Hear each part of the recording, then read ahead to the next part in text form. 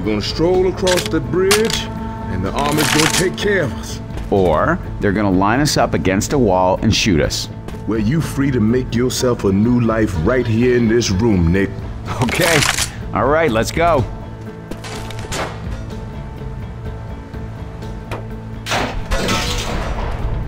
This finale felt risky at first, since it involved the players just moving in a straight line almost the entire time. We wondered whether the experience would feel rich and varied enough. However, given the fiction and fantasy of the space, we found players were constantly making small movement decisions that kept them interested and immersed, and our concerns about monotony fell away. In addition, while we originally designed it to require constantly moving forward, we found the different players have different comfort levels for moving and shooting. Some players just can't do both at the same time.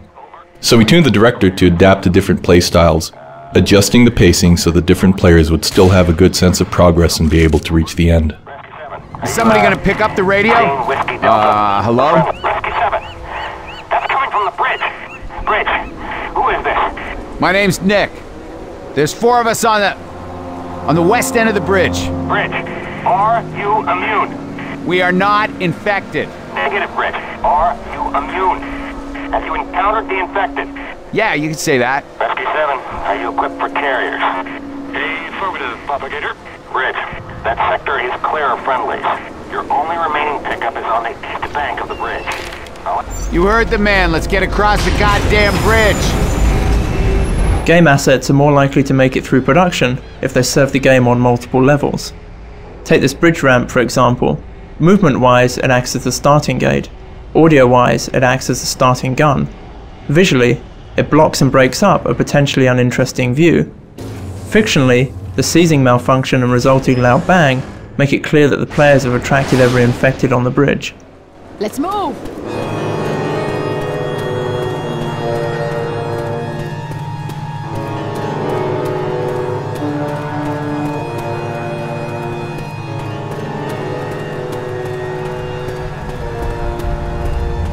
One of our most important tools for creating and evaluating environments was what we called the left for dictionary.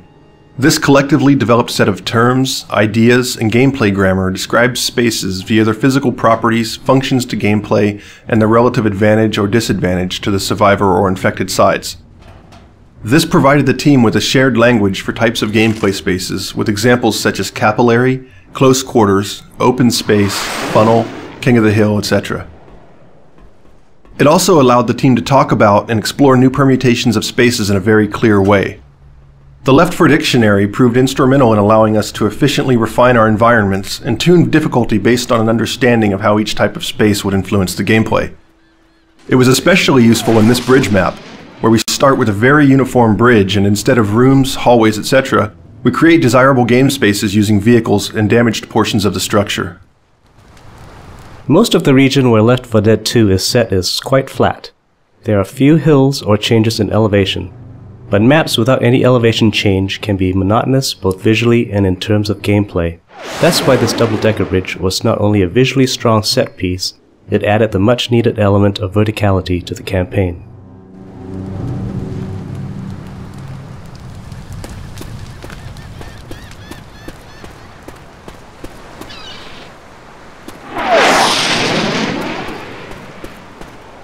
Stormy weather effects give the director yet another way to influence gameplay by altering the player's sensory capacity. One goal of the weather effects is to draw the team together and put them in a defensive stance, such as taking refuge within a building. In this respect, weather is much like a crescendo event, but because it's entirely under director control, it can happen at any time, any place.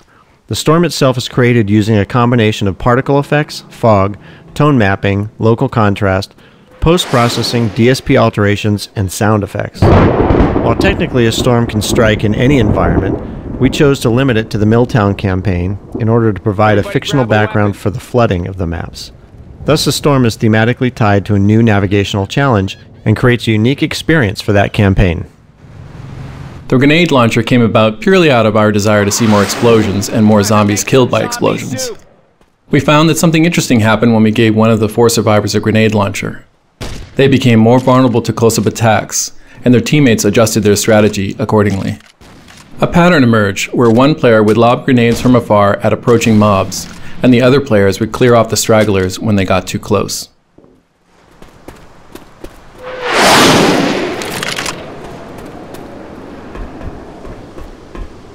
The new campaigns in Left 4 Dead 2 featured a great deal more water than in the original game. Therefore, it was a priority to improve our water rendering. One of the most important new pieces of technology enabled artists to paint water flow uniquely on each water surface. This allows us to make the water look like it's flowing in any direction we desire without any constraints. This not only looks better, it aids gameplay by subtly guiding the player where they need to go. As an example, in the swamp levels, the water usually appears to flow towards the end of the level. And water is far more convincing when you can actually see it flow around obstacles like trees and rocks.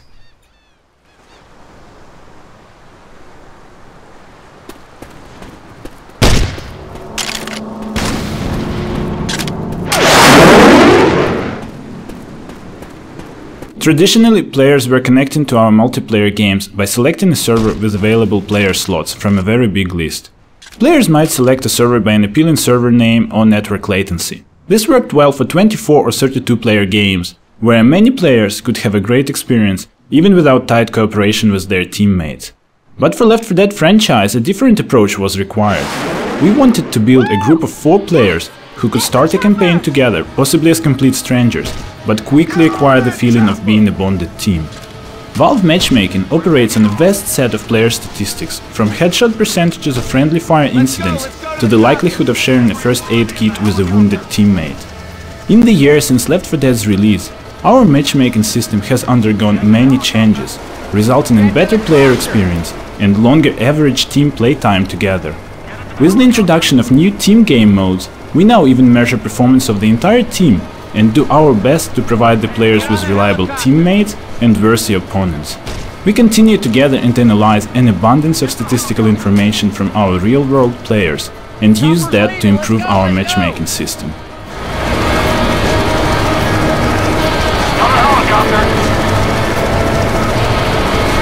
Get to the chopper! For Left 4 Dead 2, the source engine received many new features and optimizations that enable it to handle denser, higher resolution environments, effects, and characters. This gave us leeway to fit additional weapons, creatures, and larger environments into the same footprint as Left 4 Dead, while increasing the quality of each element across the board. Many of our particle effects now use several new techniques which at least double their visual resolution while requiring no additional memory. This has enabled us to create complex weather effects such as the heavy thunderstorms in the Hard Rain campaign. The new zombie horde is considerably more variable than that of the first game, with higher resolution meshes and skinning.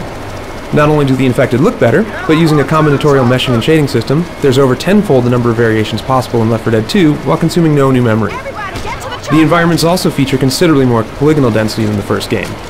Many elements that would have been painted into a texture are now fully modeled in the environment. Foliage looks cleaner, while also responding naturally to weather conditions. Additionally, water has gotten a major visual upgrade over Left 4 Dead 1, with far superior lighting, reflections, and flow mapping. All these pieces come together to improve the visuals of the game while keeping it smooth to play. The source engine uses 2 different methods for modeling world environments: a volume-based system for general forms and a polygon-based system for details. Each has its own advantages and disadvantages, and they must be integrated together to create a game map. One of the challenges associated with this setup is that the 2 systems have mostly separate authoring pipelines, and it's easy to make a change in one and break a tightly integrated set. As part of making the modular kit of parts that was used to create this bridge, we developed a new hybrid workflow that allows content authors to create and iteratively edit both types of world geometry simultaneously in a single tool. The resulting modules are pre-optimized Lego blocks that can be fitted together, allowing the level designer to focus more on gameplay and less on modeling.